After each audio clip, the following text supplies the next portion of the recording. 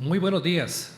Desde el Colegio de Periodistas y Profesionales en Ciencias de la Comunicación Colectiva de Costa Rica, hoy tenemos nuestro programa El Vigía, un espacio interactivo de temas que nos convienen a todos en esta coyuntura de nuestra sociedad. El programa El Vigía es un programa de la Escuela de Planificación y Promoción Social de la Universidad Nacional. Hoy tenemos el gusto de hablar sobre un tema importante, sobre el libro de perspectiva de Costa Rica del futuro. ¿Cuáles son esas perspectivas de la Costa Rica del futuro? Una construcción colectiva con un enfoque estratégico y prospectivo. En este día nos acompañan de manera presencial la máster Silvia Redondo Guevara, que va a estar presencial pero de manera remota vía Zoom, coordinadora general del Lidero Costa Rica Bicentenario Diálogo Nacional. En la mesa, el doctor don Ángel Ortega Ortega, director de la Escuela de Planificación y Promoción Social de la Universidad Nacional UNA.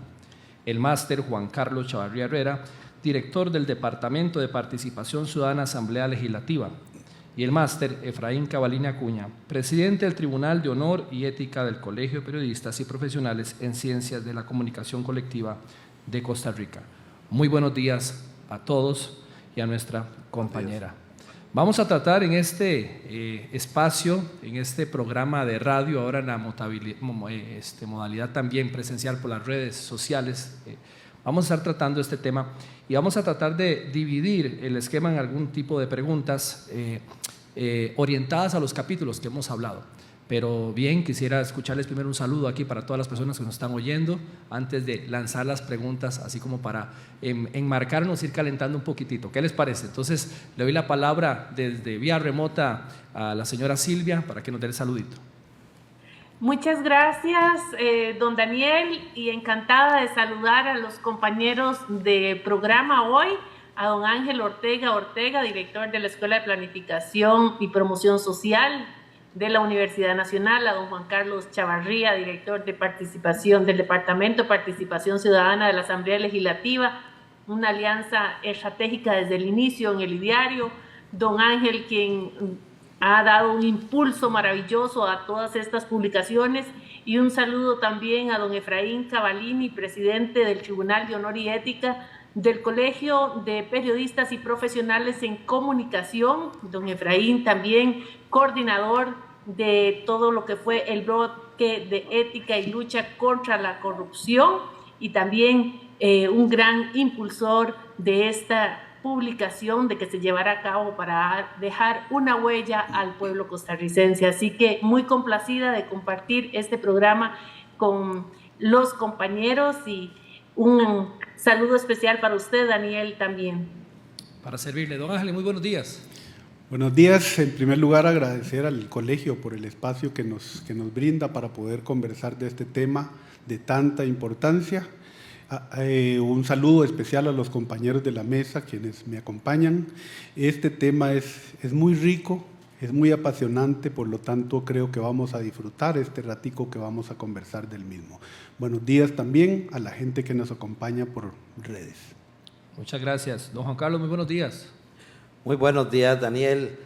Un saludo a don Efraín, don Ángel, y por cierto a doña Silvia, el cariño y agradecimiento por las oportunidades que nos dio de colaborar con ustedes, a todas las personas que nos siguen por el programa El Vigía, abiertos a cualquier sugerencia, recomendación o pregunta que quiera hacernos en el programa. De la misma manera, felicitar al Colegio de Periodistas y Comunicadores de Costa Rica por haber pasado recientemente su proceso de elecciones como un ejemplo y gala democrática. Así que estamos dispuestos a discutir los temas de fondo cuando usted lo proponga. Muchas gracias. Don Efraín, muy buenos días. Sí, muy buenos días, muchísimas gracias. Bueno, agradecer al programa El Vigía, que casualmente en esta fecha está cumpliendo 3 años de que salió al aire, que es un programa que se organiza y se produce desde la Escuela de Planificación y Promoción Social de la Universidad Nacional. Y decirles que este libro, Perspectivas de la Costa Rica del Futuro, una construcción colectiva con enfoque estratégico prospectivo, fue presentado en la Asamblea Legislativa el 27 de septiembre, y dicho libro consta de 7 capítulos, los cuales los vamos a abarcar, lo que hablamos con la organización del programa en 2 espacios. En este primer espacio vamos a tener algunos temas y luego en un segundo espacio, un segundo programa, abarcaremos los temas que faltarían. Pero en todo caso aquí resaltar la importancia que tiene del trabajo interinstitucional, interdisciplinario y un esfuerzo académico que junto con el Tribunal de Honor y Ética, el Colegio de Periodistas y Profesionales en Comunicación, el Departamento de Participación Ciudadana, la Asamblea Legislativa y la Escuela de Planificación y Promoción Social, junto con la Academia Solidarista, pudimos llevar a cabo este esfuerzo académico y científico para poder presentar al país un documento que sirva de guía para buscar luces hacia la mejora del país. Gracias. Añadiendo nada más a lo que decía don Efraín, don Daniel, también el Frente de Mujeres de Partidos Políticos de Costa Rica, en realidad fueron muchas alianzas y quizás hay otras que se nos han quedado por fuera, pero para la consecución y la conclusión de estos 7 capítulos fueron estas alianzas principalmente, pero sobre todo con la cooperación de muchas organizaciones y la participación de muchos sectores que tienen que ver con cada uno de estos diferentes temas que se abordaron en el libro. Así es, excelente. A nivel metodológico vamos a hacer unas preguntitas en 2 etapas. Vamos a dar como una vueltita, ¿verdad? Expositor por expositor. Y luego esas 2 preguntas vamos a hacer como un tipo cierre. Sabemos que las redes sociales y los programas en YouTube, Facebook y demás, ahora las personas acceden más rápido, así que vamos a crear una metodología en la cual podamos abarcar todos los temas de manera concisa, profunda y no tan larga. Voy a iniciar, primero las damas, con el tema de los antecedentes, la justificación, la metodología, estos objetivos del proyecto, esas temáticas abortadas, estrategia comunicativa y tal vez esos resultados. Y por eso le hago a la señora Silvia Redondo en el primer bloque de preguntas las siguientes 2 preguntas. Para todos nosotros y los que nos vayan a escuchar, ¿cómo surge el proyecto del libro? Y 2, ¿cuál fue el impacto generado? Muchísimas gracias, don Daniel. En realidad, cerca del año 2016, este proyecto inicia en el 2016, en donde una serie de académicos de la Universidad Nacional se plantearon la necesidad de qué vamos a aportarle al país en el marco de la construcción de la Costa Rica de los 200 años, porque nosotros disfrutamos de una democracia sólida, de garantías sociales. Fuimos una generación beneficiada en mucho por lo que se hizo en los años 40, años en el que inician los idearios. De hecho, el primer ideario se realizó en 1943. Este es el 6º ideario que se realiza en Costa Rica desde 1943. Así que, con base en esa pregunta, ¿qué vamos a aportarle hoy nosotros a nuestro país? Surge el 6º ideario. Entonces se declara de interés institucional en la Universidad Nacional y posteriormente de interés nacional el ideario Costa Rica Bicentenaria Diálogo Nacional. ¿Y qué es esto? Esto fue, ¿qué vamos a hacer hoy nosotros por nuestro país? Entonces es plantearnos los problemas, las posibles soluciones y una hoja de ruta que nos guíe para obtener un país mejor, un país renovado, qué cambios hay que hacer. Pero también nos planteamos cuáles son los aspectos que iba a tener este ideario. Este diario fue muy bondadoso porque se incorporaron algunas cosas que no incorporaron los otros. No quizá porque no lo quisieran, sino que en este caso aplicamos se maximizó la tecnología y la tecnología estuvo al servicio nuestro. Un tema clave y fundamental en época de pandemia. Entonces, se aprovechó la tecnología. ¿De qué forma, don Daniel? Se aprovechó la tecnología para incentivar la participación ciudadana. Entonces, además de que el Departamento de Participación Ciudadana, liderado por don Juan Carlos Chavarría, que nos honra hoy con su presencia y todo su equipo, asesoraron a todo el ideario, a todos los bloques del ideario, en cuanto a dinámicas para promover esa participación y que la voz de la persona, de cada uno de los diferentes sectores, fuera escuchada y tuviera carácter vinculante.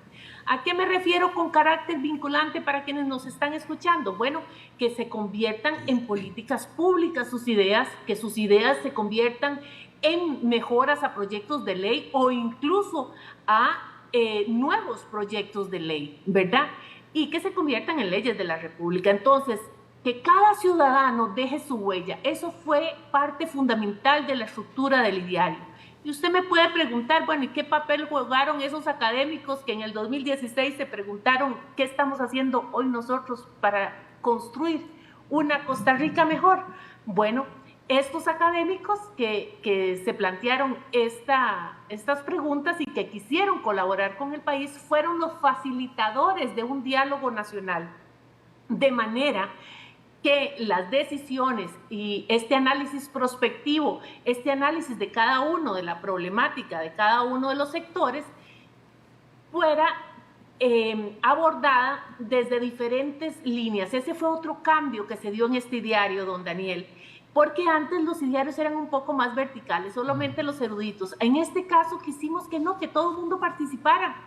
Y que cada persona, cada costarricense, en el marco de la Costa Rica de los 200 años, dejara su granito de arena, dejara plasmada su huella. Entonces, por eso la llamamos una huella bicentenaria. ¿Qué estamos haciendo nosotros hoy y cuál es el legado que dejamos? Entonces, uno de los principales cambios del ideario fue abrirlo, que fuera un diálogo nacional, un diálogo abierto, donde este diálogo fue facilitado y moderado por académicos de alto rango de la Universidad Nacional, investigadores académicos, quienes han abordado el tema desde diferentes aristas y así actores y sectores pudieran participar, pero también el público común, digamos el público que no está muchas veces cerca de la toma de decisiones, pudiera dejar su granito de arena.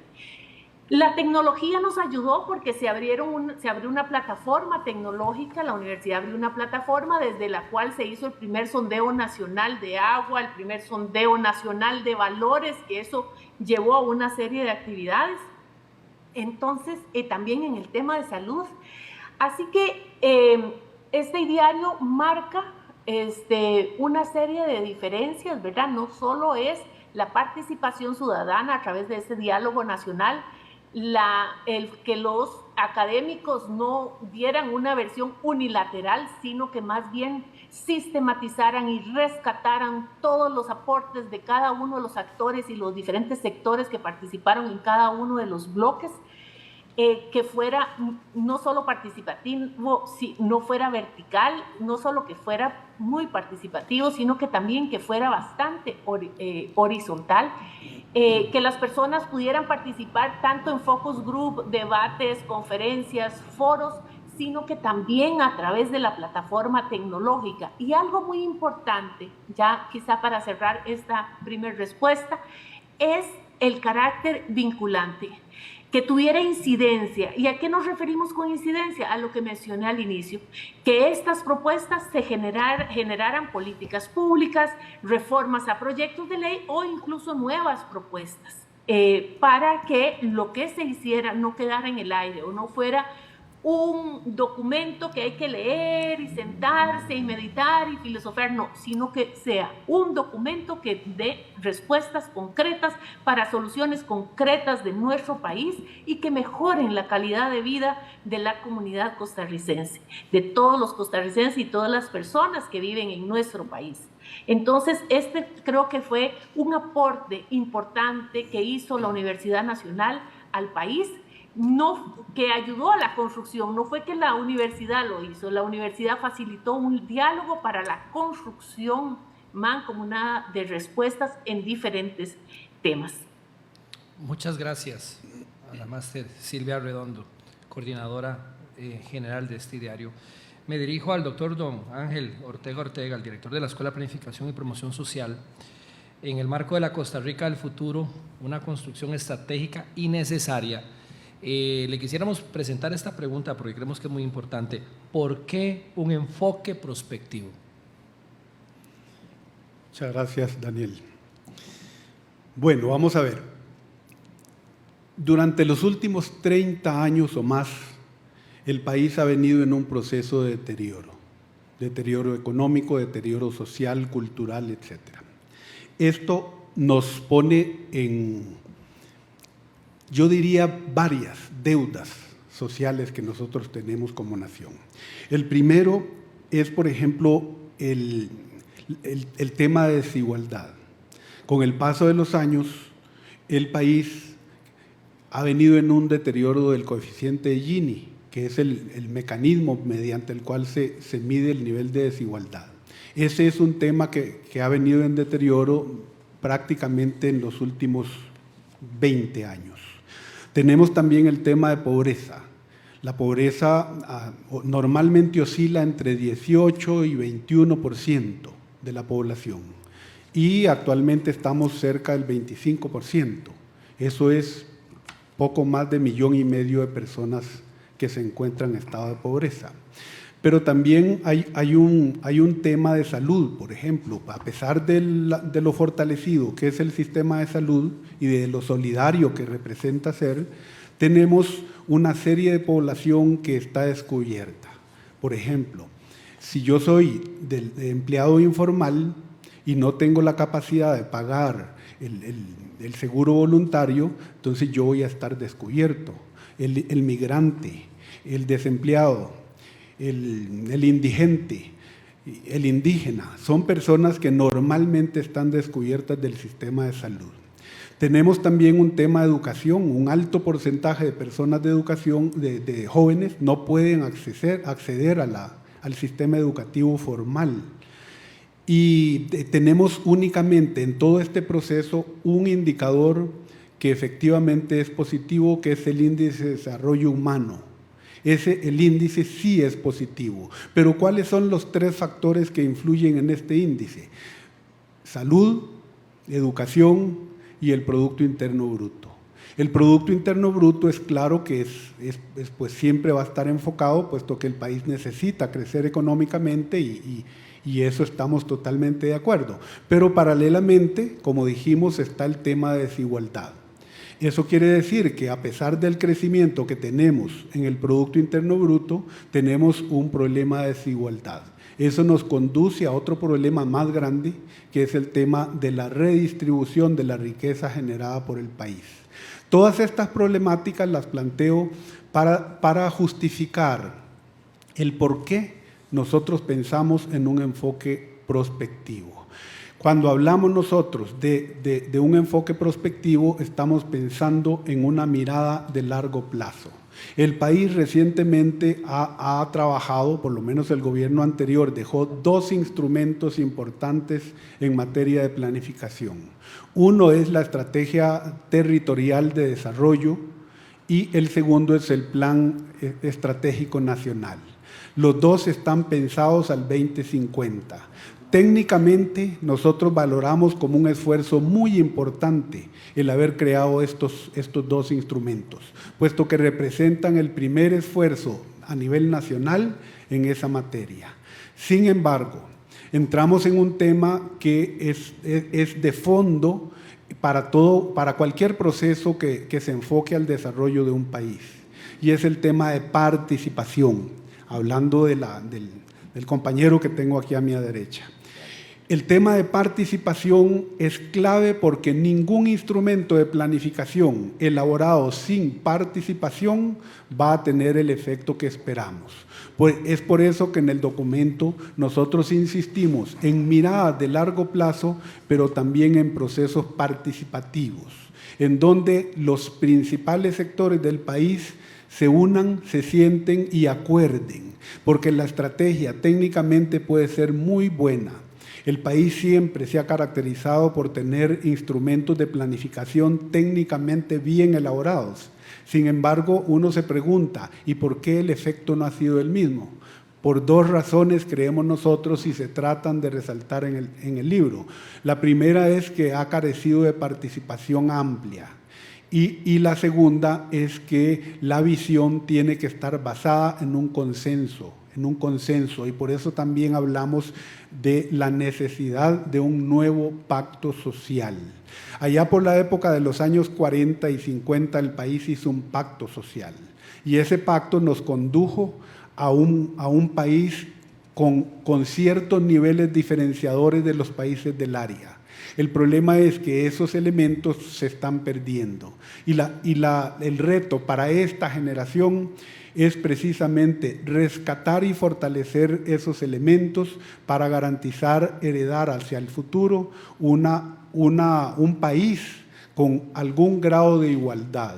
Y para eso nosotros creemos que es necesario pensar en el largo plazo. Hablar de largo plazo implica, en este caso particular, en hacer un análisis de la condición actual del país. Creemos nosotros que el documento en todas sus áreas intenta hacer ese esfuerzo, y ahí hay una mirada, un análisis para cada uno de todas las temáticas que se abordan a lo largo de los 7 capítulos que se presentan. Y a partir de ahí se intenta hacer un análisis prospectivo. ¿Cuál es la tendencia natural que nos conduce si nosotros no influimos en esa realidad?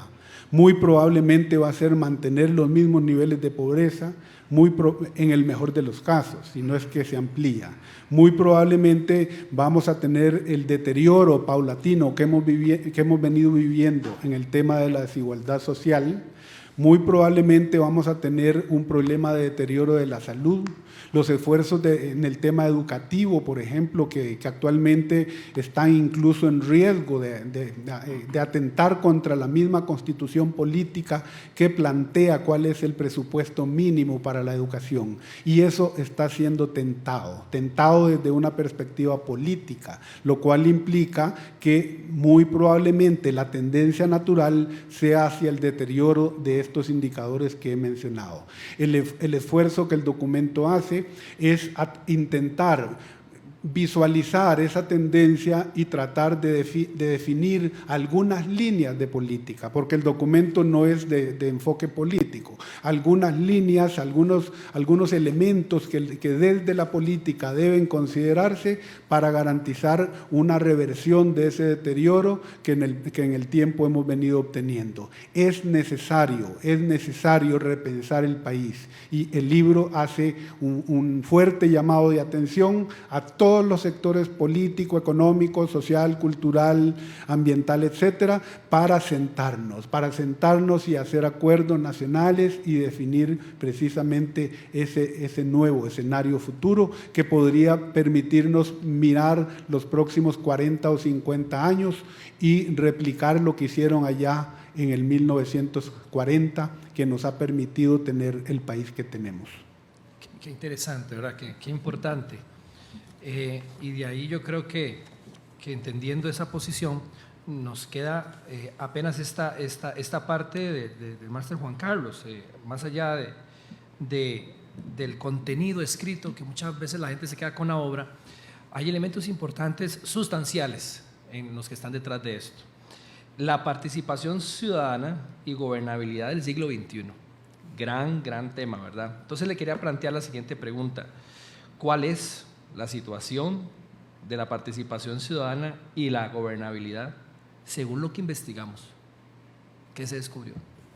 Daniel, muchísimas gracias por la pregunta. De previo, quisiera referirme a 2 aspectos, uno que mencionó doña Silvia y el otro Ángel, que en realidad existe una crisis de gobernabilidad y gobernanza, y la manera de abordarlo es a partir de la construcción de un diálogo. Las metodologías académicas tradicionales no necesariamente generan los niveles de incidencia ni nos permiten ver en unas sociedades complejas y diversas las diferentes visiones sobre las cuales podemos ponernos de acuerdo. Dicho esto, uno de los grandes retos, y eso lo dice para toda América Latina el Latinobarómetro, tanto los estudios del CIEP como de IDESPO, demuestran que hay una crisis de legitimidad. La gente está perdiendo la confianza en la institucionalidad democrática, siente que no está respondiendo a sus necesidades, porque la democracia, más que una abstracción política de deseo, es un mecanismo para buscar la felicidad, si se me permite citar la Carta de Independencia de Estados Unidos, que es decir, las condiciones objetivas para generar bienestar. Pero como bien apunta don Ángel, pasamos de ser una de las dos sociedades más igualitarias del mundo en 1984, 1985, me corrige don Ángel, ¿verdad?, a una de las 10 más desiguales del mundo en el 2022. Wow. ¿Y por qué se debe eso? Porque muchas veces los modelos de desarrollo que hemos aplicado se han constituido en elementos, si se quiere, construidos desde un enfoque teórico de lo que debe ser, e implantando modelos de otros países, pero no hemos tomado en cuenta las perspectivas y necesidades de desarrollo de los diferentes sectores de la sociedad. Lo cual tiene un reto mayor en estos momentos, Daniel, porque vivimos en sociedades de alta complejidad. Por ejemplo, yo siempre digo que no podemos hablar de mujeres.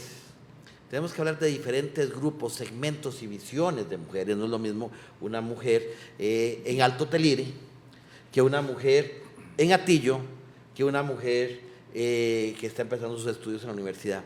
Tienen enfoques, perspectivas, diferencias. A nivel urbano se le ha llamado tribus urbanas, ¿verdad? En el caso de la juventud igual. Y nuestra sociedad muy igualitaria de los años 40 ya no lo es. Tenemos diferentes sectores empresariales, diferentes sectores, diferentes enfoques sobre el sector de producción, enfoques sociales. Entonces, si tenemos una sociedad más diversa y compleja, con altos niveles de desigualdad y con una crisis de legitimidad, la pregunta es, ¿cómo lo resolvemos? En las elecciones pasadas se apostó por una imagen fuerte, una imagen de una persona que decía que tenía la solución y que decía, me como la bronca, ¿verdad? Y el costarricense, en un poco de frustración, también acelerado por la situación del COVID, decide apostar en esa línea. Sin embargo, observamos que las últimas encuestas han demostrado un desplome significativo del apoyo al presidente, que entró a los niveles más populares en esa perspectiva. ¿A qué se debe? Que no hay recetas mágicas, Daniel. No existe 57 personas en la Asamblea Legislativa, ni una persona en Casa Presidencial que pueda solventar la diversidad y complejidad de los problemas que vive el país.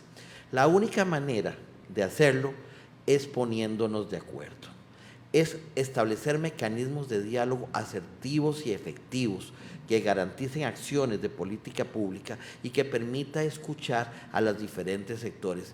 Me gusta, como lo dijo don Ángel, hacer un nuevo pacto social, porque un pacto social no solamente es a dónde voy, sino a qué velocidad y cuándo voy. Me permito explicar, don Daniel. Usted me dice porque a mí cuando me da la paleta de dulce cuesta quitármela de la mano, así que ustedes me dicen. Resulta que en un pacto social, don Ángel tiene que entender que puede ser que sus problemas tengan que esperar, que no pueden ser resueltos de inmediato, y que resulta que los de don Efraín pueden ser priorizados y toque sacarlos primero porque hay una realidad, no dispongo de todos los recursos, ni sociales, ni económicos, ni políticos para sacar todo a la vez. Entonces, Daniel, nos ponemos de acuerdo, decimos, sí, efectivamente, vamos a sacarlos de don Efraín, pero don Ángel, no se preocupe, lo suyo está priorizado, inmediatamente que avancemos con esto, seguimos con lo suyo. Entonces hay un programa, un acuerdo político, un acuerdo social de dónde tenemos que avanzar. Ahora, ¿cómo se logra eso? La CEPAL lo ha definido de manera asertiva, me parece que replicando un poco lo que estableció la Alianza para un Gobierno Abierto, que es la constitución de grupos multiactor. Y todo eso está en el documento que tiene en sus manos, que además tiene la riqueza que fue construido colaborativamente de diferentes visiones y perspectivas. Porque, don Ángel, sería una contradicción hablar de participación ciudadana haciendo un documento desde un escritorio y una fría oficina con luz pálida, ¿verdad? Tiene que ser a luz de día y con la gente. En los grupos, los foros multiactor se constituyen con sector privado, que a veces lo confunden con organizaciones de sociedad civil, no. Sector privado, tiene una lógica mercantilista de generación de riqueza, lo cual no está mal, es su lógica. Tenemos las organizaciones no gubernamentales, que son organizaciones sociales que no buscan lucro. Tenemos todo un archipiélago de instituciones públicas que deben ser tomadas en cuenta. Tenemos la academia, que tiene que aportar conocimiento, investigación, desde un enfoque también de desarrollo e integración, y tenemos, depende de los niveles de impactos, la territorialidad a través de los gobiernos locales y organizaciones, por ejemplo, las federaciones de asociaciones de desarrollo. Esos grupos tienen que ponerse de acuerdo y construir esos mecanismos de visión. Antes de que me ataque don Daniel, porque ahí donde lo ven es muy dulcito, pero cuando pregunta, pregunta duro. Entonces, y los intentos que se han hecho, la convocatoria en el Estadio Nacional, las convocatorias, han sido participación ciudadana. Tengo que decir que han sido experimentos importantes, pero fueron ensayos clínicos fallidos. ¿Y por qué fueron ensayos clínicos fallidos? En el documento también pueden encontrar un análisis específico sobre eso, sino las razones, citando a Ana María Cantó. Porque, primero, no podemos realizar una concertación, un diálogo, un acuerdo nacional sin una metodología clara, sin preguntarnos cuáles son los objetivos de ese diálogo, sin preguntarnos, don Daniel, cómo vamos a articular, controlar y dar seguimiento al diálogo. Es decir, hubo una burla a un expresidente que lo dijo, pero siempre dijo, y siempre sostengo que hizo lo correcto. Lo primero en todo diálogo es ponernos de acuerdo en cómo ponernos de acuerdo, porque la metodología, y aquí tengo dos académicos muy serios a la par, ¿verdad? Don Efraín y don Ángel, que me digan, lo más difícil de definir es la ruta metodológica en toda investigación, y para ponernos de acuerdo es importante. Entonces, lo primero es cómo nos ponemos de acuerdo. Definido cómo nos ponemos de acuerdo, quiénes deben participar, debemos establecer mecanismos de control y evaluación para garantizar que no me vacilaron, porque la participación ciudadana, y con eso cierro para no monopolizar, porque ya le dije que este chupa chupa me gusta y me cuesta dejarlo. Esa es la idea, profundizar. Uno de los elementos esenciales es que los ciudadanos no les interesa irse a tomar la foto. El ciudadano y la ciudadana, don Efraín, usted que es un hombre tan proactivo de la labor del colegio y la gran labor que ha hecho el Tribunal de Ética y Honor del colegio, que ha ido más allá del deber, se lo digo con todo orgullo como costarricense, no les interesa sentarse y salir en la foto, no les interesa tomarse un café con el presidente, ni que los diputados les inviten un almuerzo, eso no les importa. El costarricense y la costarricense lo que quiere es que cuando se llame y dedique su tiempo haya resultados, se plasme en política pública, claro, haya una visión y un acuerdo. Entonces, para cerrar, sí, es necesario un nuevo pacto social que garantice que los costos del desarrollo sean los más adecuados y no se trate de hacer un pacto social entre los mismos, porque no se está de acuerdo conmigo. Llegar a hacer participación ciudadana entre los mismos es muy fácil. Miren, hice una convocatoria a las bases de mi partido y resulta que el partido concuerda con mi visión. Y claro, si somos de los mismos. La verdadera participación implica el respeto a posiciones diversas, y tal vez ahí sí difiere un poco del concepto, porque vamos a lo mismo con don Ángel. No se trata de llegar siempre a consensos, se pueden tener diferencias, pero a partir de esas diferencias construir nuevos acuerdos. Claro que sí. Muchas gracias. Y perdón si me avisé. No, vamos bien. La segunda vuelta les invito a que podamos tal vez sí acelerar un poquito todos. Porque viene una pregunta para don Efraín, ¿verdad? Él como presidente del Tribunal de Honor y Ética del Colegio de Periodistas y de las Ciencias de la Comunicación, porque la transparencia y la lucha contra la corrupción en los últimos gobiernos y en los últimos 12 y 16 años, no vamos a poner nombre y apellido, son de información popular, sabemos cuánta problema tenemos como ciudadanos, a veces parece que quedó impugne todo lo que un día nos alarmó. Don Efraín, bajo esa óptica, ¿qué se ha descubierto? ¿Cuál es la mayor preocupación sobre esta temática, según lo investigado? Bueno, escuchando ahora a los que han participado,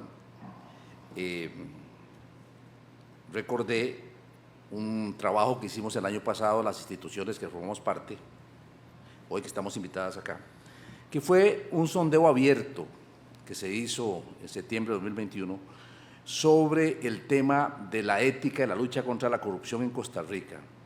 Este sondeo abierto nos da una serie de pautas sobre la situación y nos pone en perspectiva el sentir de la ciudadanía y el papel que la ciudadanía ve que juega las diferentes organizaciones, instituciones y también los órganos superiores de poder en este país, como son los poderes de la República, y también la visión del pueblo como un ente importante. Entonces quería mencionar en este contexto que se hizo una pregunta en ese sondeo que decía ¿cuál cree que es el problema más grave que enfrenta Costa Rica actualmente? Y las personas que fueron encuestadas en este sondeo abierto, un 27% opina que la corrupción es en gran parte uno de los problemas más graves que posee Costa Rica en la actualidad. El 24% señaló el desempleo como problema crucial. La crisis política, la pobreza, la economía, la seguridad sobresalen como otros problemas importantes que enfrenta el país. Entonces se plantea otra pregunta dentro del sondeo que era importante conocer cuál es el principal problema ético que enfrenta el Estado, que no le permite avanzar en el desarrollo del país. Y esto tiene que ver con todos los temas que se están tocando acá. Al cuestionar el principal problema ético que enfrenta el Estado y que no le permite avanzar en el desarrollo del país, las respuestas principales apuntaron a la corrupción entre las instituciones y autoridades. O sea que la corrupción, según lo ve el ciudadano, está permeando fuertemente a las instituciones y las autoridades, así como la ineficiencia de los funcionarios, se plantea. En esta pregunta también el 39% apuntó a que el principal problema ético que enfrenta el Estado es un asunto de suma preocupación para los ciudadanos y entre otros temas que se exponen se habla de la falta de claridad de parte de las instituciones en torno al actuar y a la práctica ética, el desinterés de la ciudadanía que también prevalece en torno a una serie de temas importantes, la falta de rendición de cuentas, la dependencia de políticas internacionales, carencia de recursos económicos y deficiencia en la gobernabilidad. Estos son algunos de los temas en ese contexto general nacional en el que estamos nosotros trabajando y en el que trabajamos todo lo que fue la investigación de este libro. En el trabajo que se hizo en el libro también, en el marco de trabajo donde se trabajó, queremos decir que para este estudio en torno a la ética, transparencia y lucha contra la corrupción, los resultados obtenidos a lo largo de más de 100 producciones académicas, entre foros, talleres, jornadas, documentos, mostraron que el país enfrenta desequilibrios importantes que podrían afectar la gobernabilidad. Aunado a estas se encuentran las consecuencias de la pandemia a nivel socioeconómico, la desinformación en medios de comunicación, así como la necesidad de mejorar la gestión, servicios básicos del sector público para atender a la ciudadanía. Ante este panorama, la defensa de libertades públicas, el fortalecimiento de la cultura cívica, la ética ciudadana, la inclusividad con las poblaciones vulnerables, la transparencia pública y la probidad son claves. De esta manera, si se atienden con compromiso, se podrá mantener a Costa Rica como un país de Estado de Derecho, con el desarrollo institucional, la división de poderes y la independencia de la administración de justicia que ha prevalecido a lo largo de muchos años. Entre las demandas crecientes que reclaman los ciudadanos están el perfeccionamiento de la gestión, la mejora de los servicios básicos en relación con la calidad, y esto incluye componentes nuevos como el valor agregado y el valor público del mismo. No es suficiente, se dice, la prestación de estos servicios, sino que además se presentan otras situaciones vinculadas a la prestación de estos, relacionados con la eficiencia, la eficacia, la planificación y la previsión de la acción del aparato estatal. Se demandan también, dentro del trabajo que se hizo, que está en el libro, aspectos de tiempo de respuesta, costo, calidad, competitividad e impacto. También la armonía del crecimiento y el desarrollo con el medio ambiente están presentes en la mirada del ciudadano. Entonces, aquí, digamos, para contestar la pregunta que plantea don Daniel, estos son algunos de los elementos en el contexto del trabajo que se hizo en cuanto al tema que se trabajó en el capítulo de ética y lucha contra la corrupción. Interesante, interesante, y yo creo que para todos los que nos escuchan y que puedan compartir una vez esté en las redes sociales este programa, creo que documentos como estos vienen a ser aliados, apoyos y estratégicamente súper importante para los nuevos puestos, porque coincidió, tal vez de inicio no se planeó así, pero coincidió que tanto material en un nuevo gobierno. Vamos a ver qué sucede. Pronto estaremos en la segunda parte y final de esta entrevista aquí en El Vigía.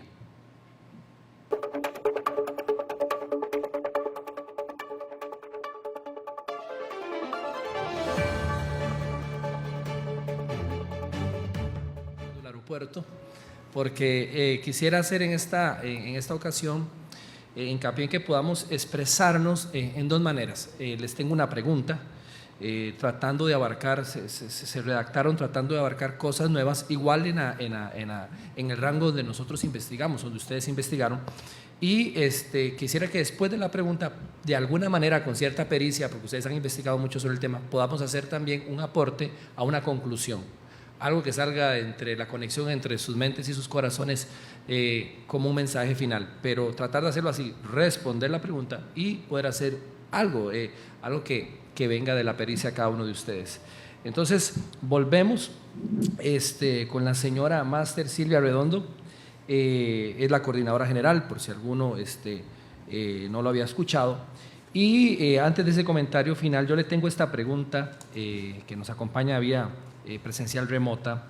¿Cuál es? Porque usted ahora habló de la huella, me gustó eso cuando dijo, por eso nos lo propusimos, dejar una huella. Entonces, ¿cuál es puntualmente la huella generada en esta investigación?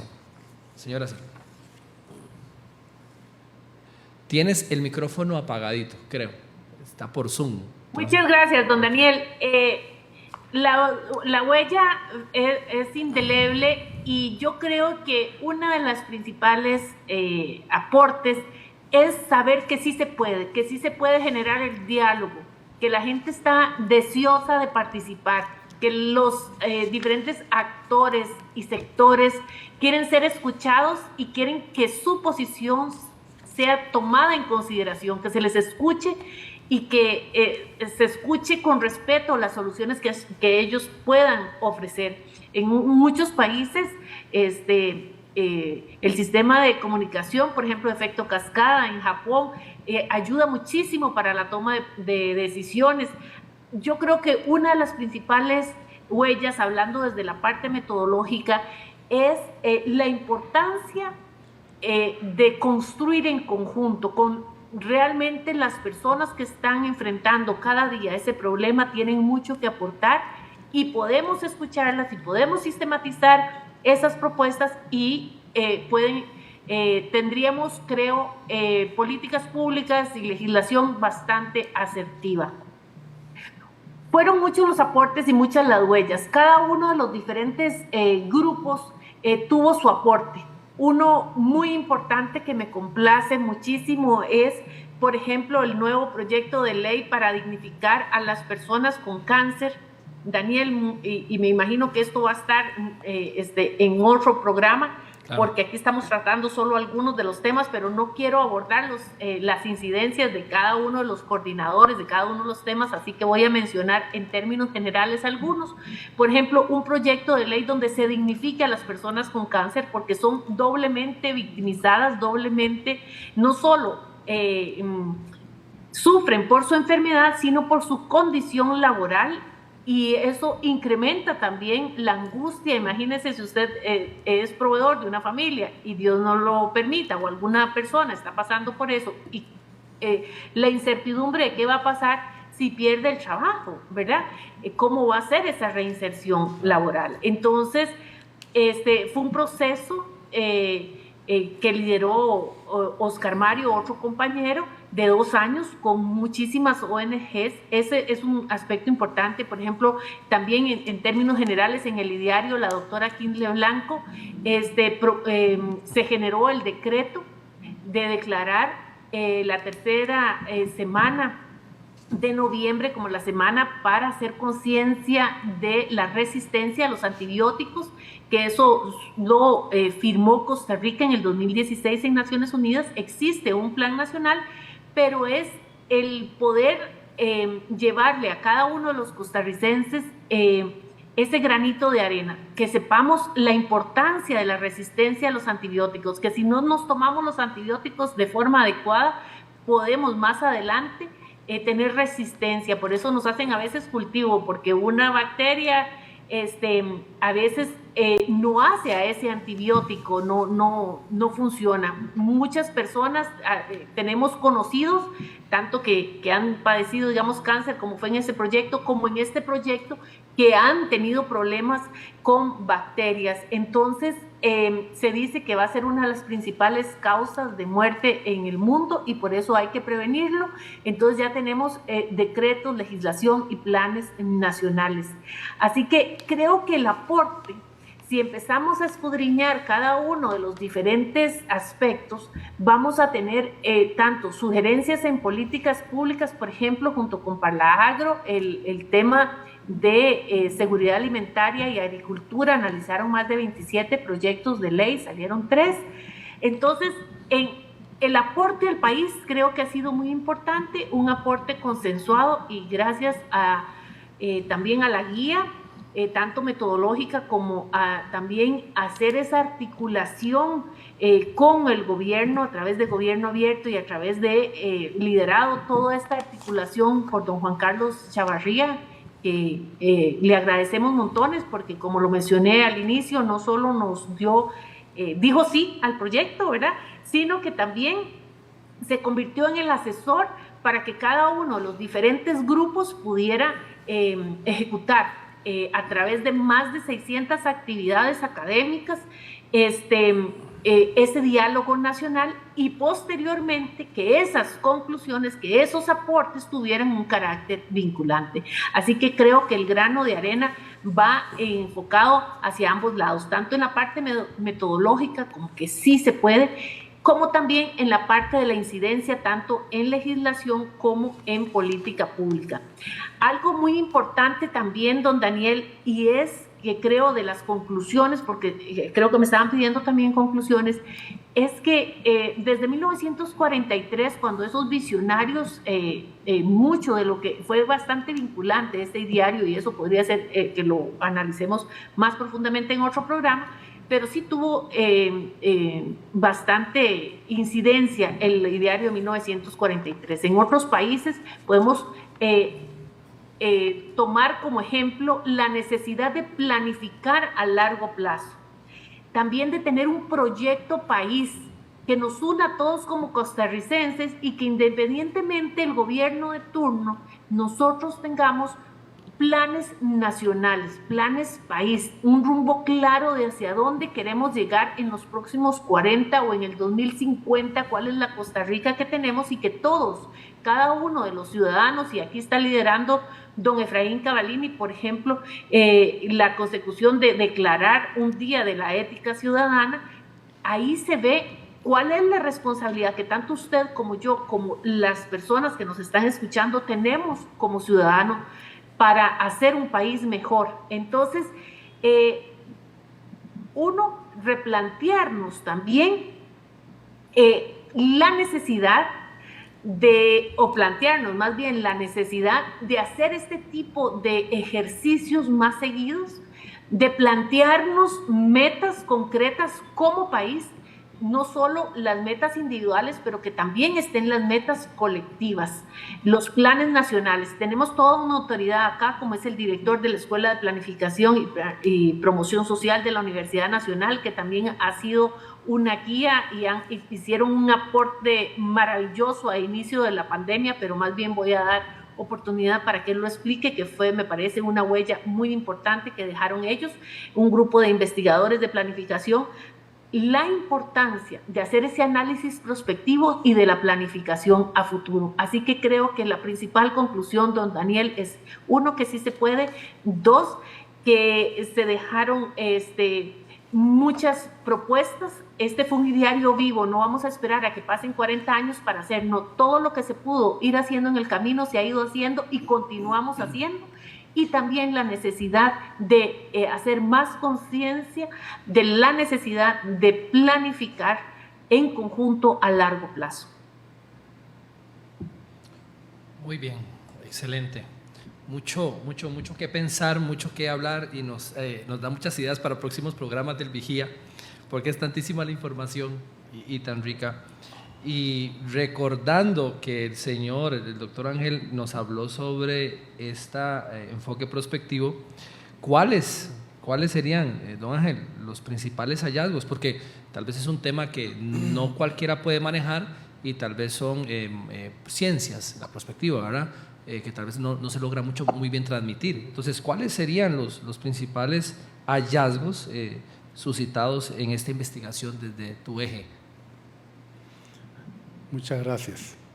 Sí, bueno, vamos a ver. El primer capítulo del libro se divide en 8 dimensiones, 8 grandes dimensiones que son las que se abordan. En cada una de las dimensiones nosotros manejamos diversas variables que influyen para bien o para mal en el sistema completo país. Y cuando hablo de sistema me refiero a todos los componentes que interactúan en el país. En cada una de esas dimensiones hay elementos que nosotros consideramos valiosos de considerar. Voy a mencionar algunos. Por ejemplo, en el tema político, en el tema de la política, nosotros evidenciamos que el país tiene un fuerte componente de política económica, lo cual, como bien lo decía don Juan Carlos, es necesario porque necesitamos el crecimiento económico. Pero nos encontramos con una gran debilidad en la política redistributiva de esa riqueza. Y eso es lo que explica el por qué el tema del deterioro de la igualdad y la desigualdad en el país. En el tema económico, por ejemplo, nosotros determinamos grandes niveles de desigualdad, muy asociado con el tema de política. En el tema social, como yo lo decía al inicio, determinamos que hay un amplio sector, por ejemplo, descubierto desde la perspectiva de los servicios de salud. Hay un porcentaje significativo de jóvenes que no tienen acceso a la educación. Hay una serie de derechos sociales violentados. Desde la perspectiva tecnológica, por ejemplo, determinamos que hay grandes desigualdades tecnológicas y prueba de ello es la dificultad para acceder a la educación en esta época de pandemia. Hubo gente que definitivamente no logró conectarse en ningún momento porque su nivel de conectividad es totalmente desigual con otros. Desde la perspectiva ambiental, a pesar de la política fuerte, recordemos que el componente ambiental y el cultural son los elementos básicos del atractivo turístico del país, que está representando uno de los elementos de mayor crecimiento económico. Y sin embargo, no existe claridad en esa línea. Incluso el tema cultural ha sido y está siendo en este momento recortado desde la perspectiva del presupuesto, lo cual evidencia falta de claridad para qué es lo que nosotros queremos para el futuro de este país. Eso evidencia un elemento evidentemente equivocado en términos de política país. El tema institucional, igualmente, creemos que ahí hacemos un aporte importantísimo, en el tanto que apuntamos a que la institucionalidad fue creada en la época de mediados del siglo pasado. Y sin embargo se mantiene la misma estructura, se mantiene la misma línea de trabajo, lo cual dio muy buen resultado en el pasado y ha dado un muy buen resultado hasta el presente, pero sin embargo ya llegó el momento de cambiar, porque ya el contexto cambió, el país se insertó en un mercado mundial, el país se interrelaciona con una serie de países y cualquier elemento que surja en cualquier país evidentemente nos va a afectar de alguna manera. Y la institucionalidad tal cual está diseñada no está preparada para desempeñarse en este contexto actual. ¿Qué podría yo decir en términos concretos sobre como una síntesis? El tema prospectivo, y en el documento pueden encontrarlo, el tema prospectivo apunta a un escenario de futuro. Y ese escenario de futuro, a nuestro criterio, está basado en 2 componentes. El primero es seguir trabajando el crecimiento económico.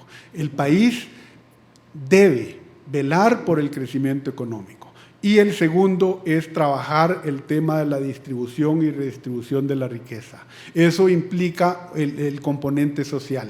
Con esos dos componentes fuertes, por supuesto acompañado del apoyo a la educación, a la salud, que son elementos necesarios para el desarrollo económico. Nosotros somos un poquito diferentes a los países del área, producto de la apuesta que en el pasado se hizo a la educación y a la salud. Son los dos bastiones fundamentales de la sociedad costarricense, de la diferencia histórica costarricense. Perder esos dos elementos, evidente, implica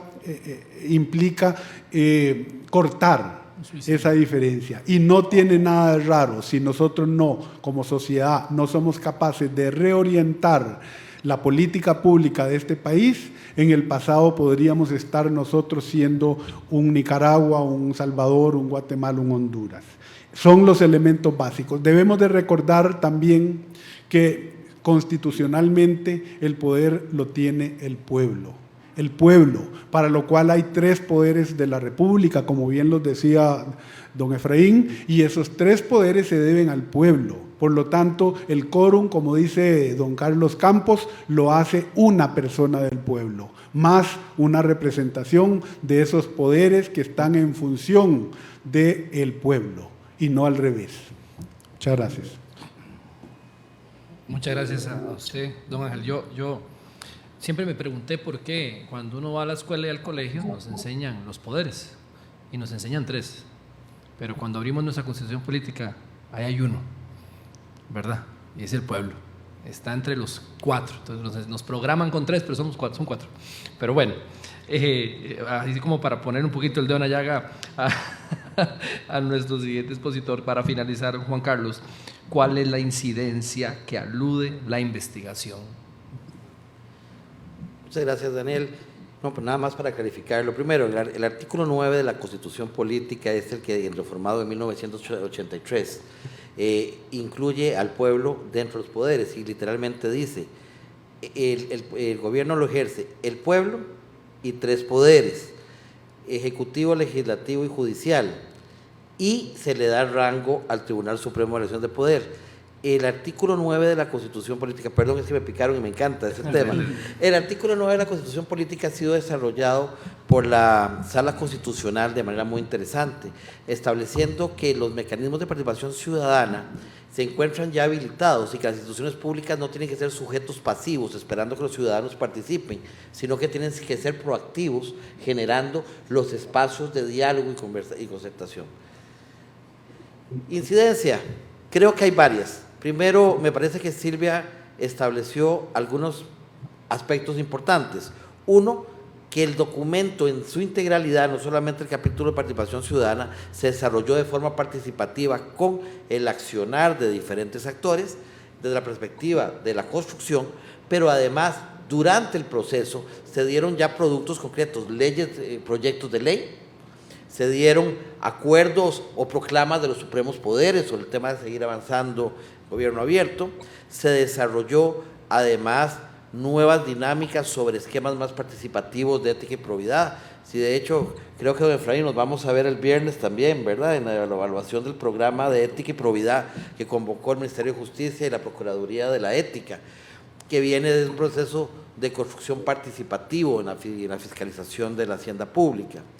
Creo que efectivamente el documento tiene la gran virtud de que no se convirtió en un lomo de biblioteca, sino en el espíritu vivo de una acción ciudadana. Pero ¿cómo no lo iba a hacer si se construyó participativamente? Claro. Y la gente queda picada, como digo yo, y la gente picada construye. Porque dice, bueno, fue todo, bueno, vamos para adelante y seguimos construyendo desde esa perspectiva. Ahora, Daniel, otros elementos que aporta el documento.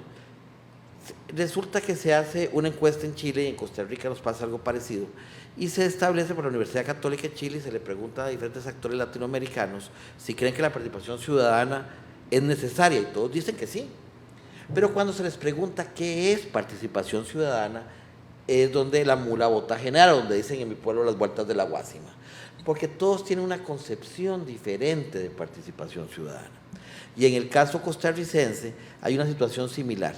todos dicen que la participación ciudadana es buena, pero a la hora de hacer ese constructo, ese simbolismo que como sociedad, ese pacto que menciona don Ángel, la gente no tiene la visualización. Entonces, uno de los grandes aportes de este documento es que hace un acercamiento participativo, constructivo socialmente de lo que son esas visiones para intentar llegar a un acercamiento teórico, conceptual.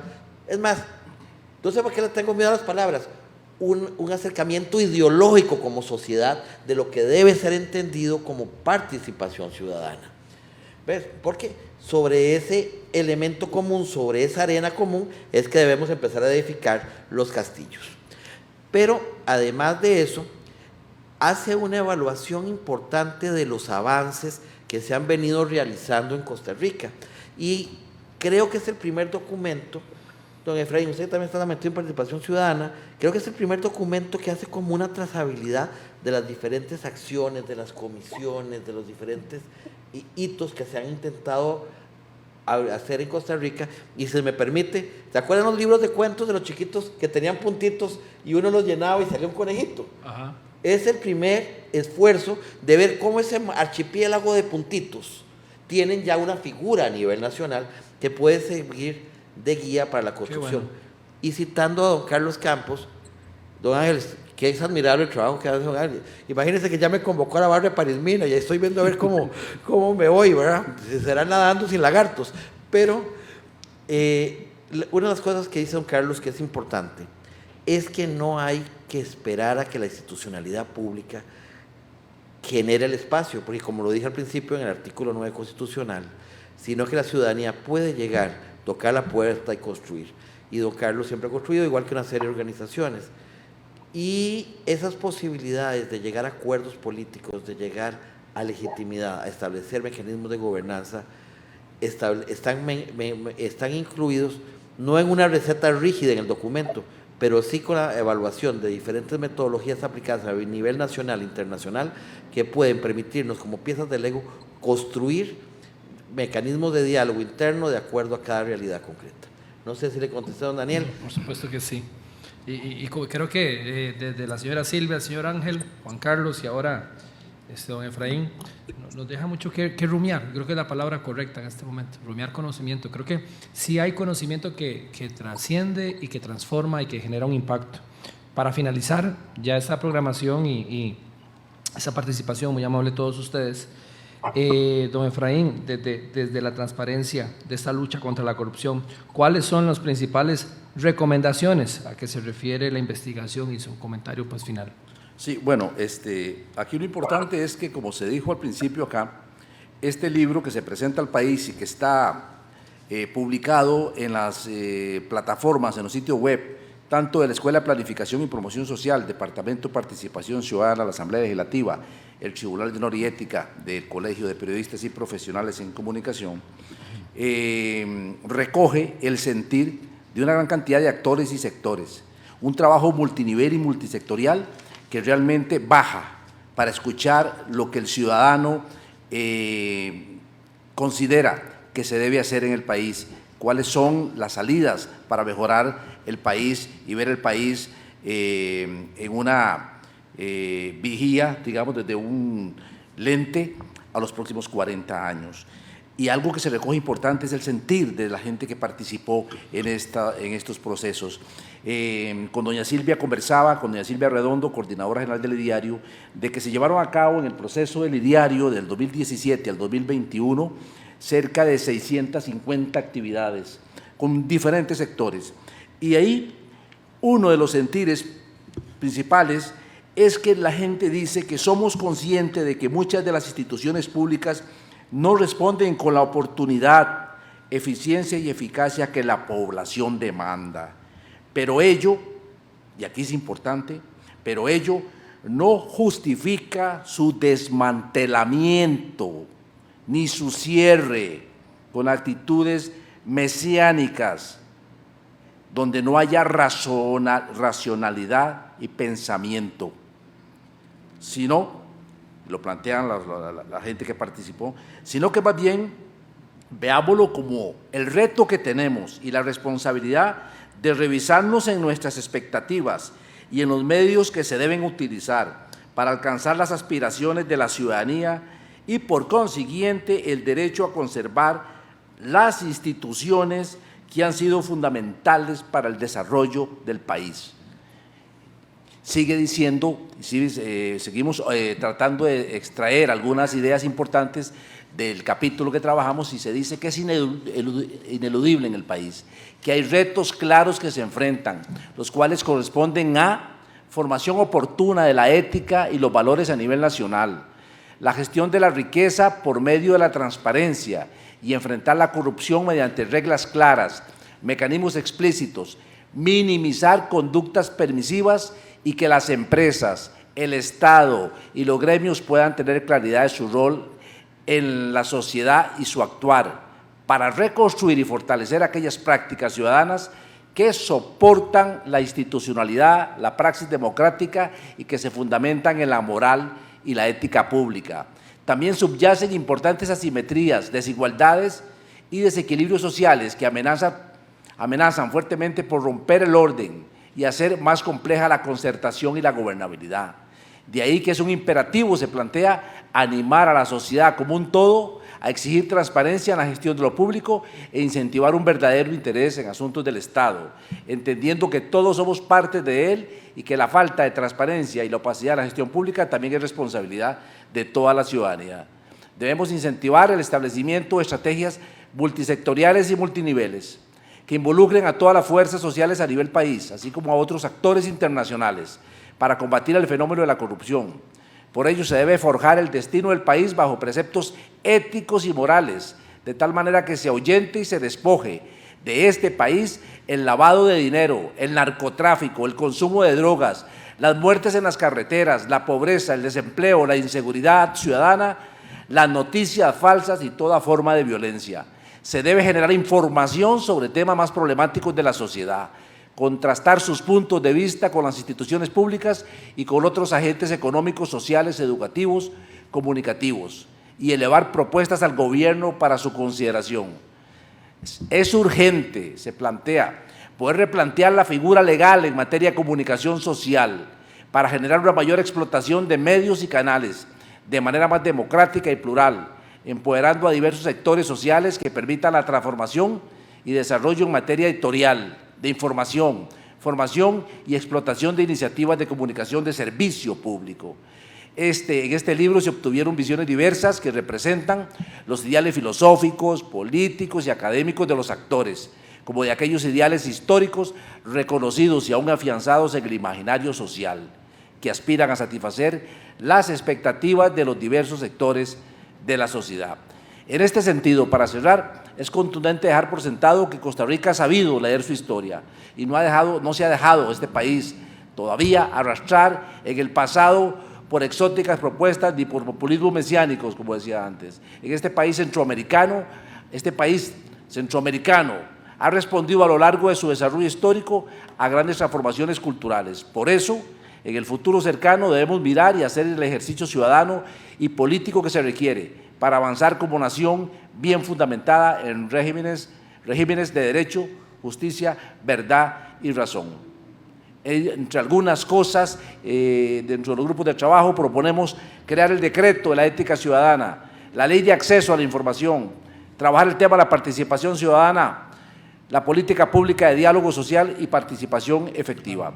Creemos nosotros, y es parte del trabajo que obtuvimos, que en la necesidad de aportar a la transformación del país, crear conciencia ciudadana y educar a los costarricenses en la construcción de una mejor vida en democracia, libertad de expresión, y todas y todos que luchemos por ella con las armas que nos ha facilitado a lo largo de todo el tiempo de la historia de este país, el Estado de Derecho que aún preservamos. Esto que he dicho es resumen de algunas de las propuestas, recomendaciones y conclusiones de mucha de la gente que participó en este proceso y en la formación de este libro que lo recoge para ponerlo al servicio de la ciudadanía. Muchas gracias, don Efraín. Muchas gracias, don Juan Carlos, don Ángel, la señora Silvia. Muchas gracias a todos los que nos escucharon en este espacio, este programa El Vigía, hoy en esta edición especial desde el Colegio de Periodistas y Profesionales en Ciencias de la Comunicación Colectiva, con este tema, las perspectivas de la Costa Rica del futuro, una construcción colectiva con enfoque estratégico y prospectivo. Muchas gracias a todos los que nos escucharon. Remita esta información, compártala y estamos dispuestos a pronto volvernos a ver en otro espacio del Vigía para poder crecer en el conocimiento y poder construir una mejor Costa Rica. Muchas gracias a todos y a todas. Buenas tardes. Muchas gracias. Muchísimas gracias.